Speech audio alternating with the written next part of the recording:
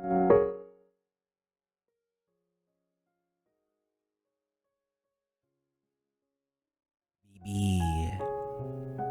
ito na ang sulat na dapat ay mapakinggan mo. Kasi malay mo, para sa'yo pala to.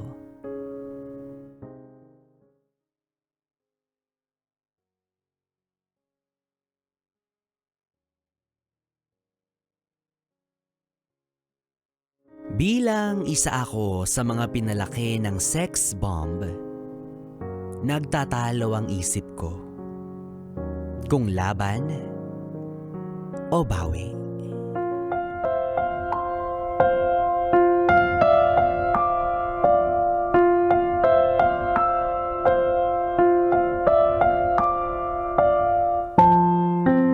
Para sa taxi driver na may plakang N blank T 91 blank blank.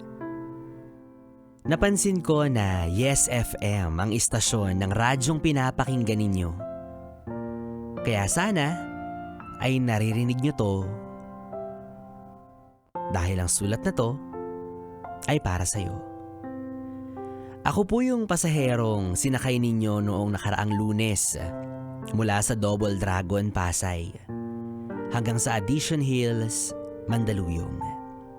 Malamang sa malamang hindi nyo na po ako maalala.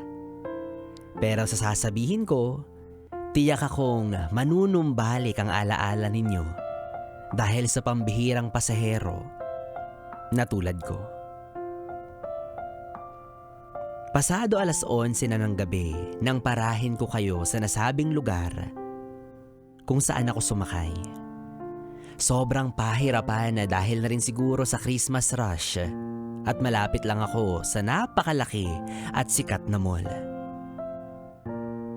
Nawawalan na ako ng pag-asa na makauwi ng mga oras na yun kasi kahit sa mga ride-hailing app ay wala rin talaga akong mabook.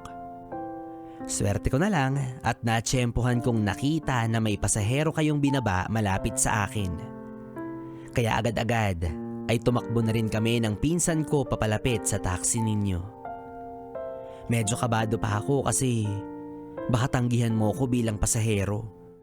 Pero since dire-diretso lang naman ang magiging biyahe at sinabi mong malapit ka na lang din sa uuwian mong garahe, laking tuwa ako nung tinanggap mo na ako. Pag-upo namin sa taxi mo, okay naman ang lahat. Komportable at malinis sa mga upuan. Malamig ang aircon at hindi matagtag. Bilang mahihiluhin, hindi ko ugali ang gumamit ng cellphone sa biyahe. At dahil pagod, ipinikit ko na lang muna ang aking mga mata at umupo sa pinakakomportableng posisyon. Maya-maya, may kakaibang bagay akong nasipa sa ibaba. Dahil madilim, hindi ko ito agad nakita. Pero gamit ang paa ko, pilit ko itong kinakapa-kapa.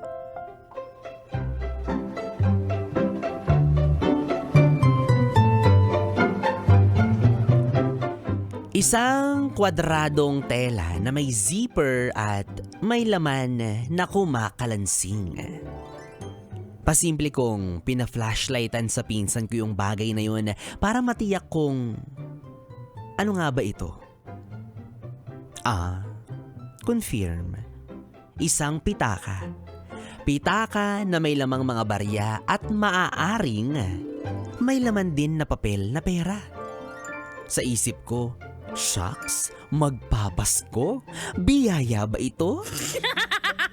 Pero nagdadalawang isip ako kung aangkinin ko na ba o isosurrender ko sa'yo, kuya. Siyempre, ikaw ang driver. Maaaring ikaw ang kontakin ng previous na pasahero mo o hindi naman kaya ikaw ang dapat na gumawa ng paraan para ibalik yung wallet na yan. Ngunit sa kabilang banda, paano naman ako makakasiguro na isasauli mo nga siya sa may-ari? Paano kung pag-interesan mo lang? Kaya nag-isip-isip muna ako. At bilang isa ako sa mga pinalaki ng sex bomb, nagtatalo ang isip ko kung laban o bawi, pitaka o konsensya. Hawak ko lang siya sa biyahe. Wala na akong ibang iniisip kung paano ko ba ito ibabalik o itatago. Sinalat-salat ko ang laman. Kinakapa-kapa ko lang. Pinapakiramdaman ko kung mararamdaman mo ba ang kaba ko na meron akong hawak na pitaka na hindi sa akin kundi galing sa nakalipas mong pasahero. Kasi aaminin ko, natatakot din akong buksan. Hanggang sa hindi na ako makatiis kasi malapit na kaming bumaba. Inudyukan na rin ako ng pinsan ko na sabihin na sa'yo kasi sabi niya, what if social experiment? What if recording yung dashcam tapos content creator pala si kuyang driver? Oo nga naman. So bukod sa konsensya, reputasyon at dignidad ko rin talaga yung nakapusta. Kaya ayun, nung malapit na sa amin, habang nakahinto sa traffic light, ay pinagtapat ko na sa'yo na may napulot akong wallet sa taxi mo. Kuya, may napulot po akong wallet. Baka sa pasahero nyo kanina. Sabay kinuha mo ang wallet sa mga kamay ko at binuksan mo ito. Hanep, in fairness, kahit maraming barya, marami ring papel na pera. Sa akin mo pa nga pinabilang kung magkano ang laman. 4,693 pesos ang eksaktong bilang. Kulang-kulang 5,000. Sa isip ko, shit, eto na ba yung premyo ko sa social experiment mo? Sa akin na ba to kasi mabuti ang puso ko, mabuti akong tao dahil nagsauli ako ng hindi naman sa akin. Pero after kong mabilang, nagulat ako nang sinabi mong, akin na, dadalhin ko sa opisina. May lost and found kami doon. Wow! Hindi ko alam kung anong mararamdaman ko kasi medyo duda rin talaga ako sa'yo.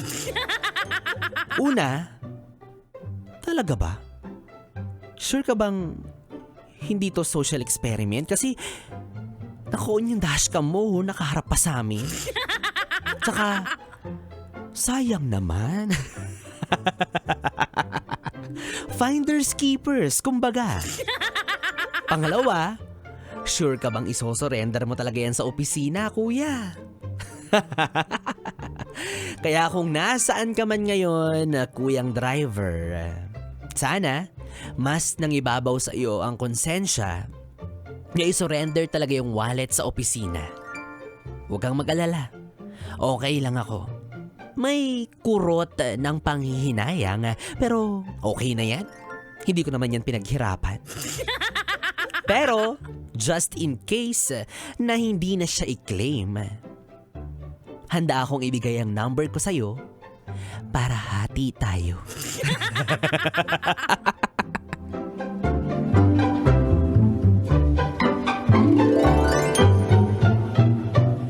Yes, it's me. Ang babaeng malakas ang konsensya pero malaki rin ang pangangailangan sa pera. Jessa.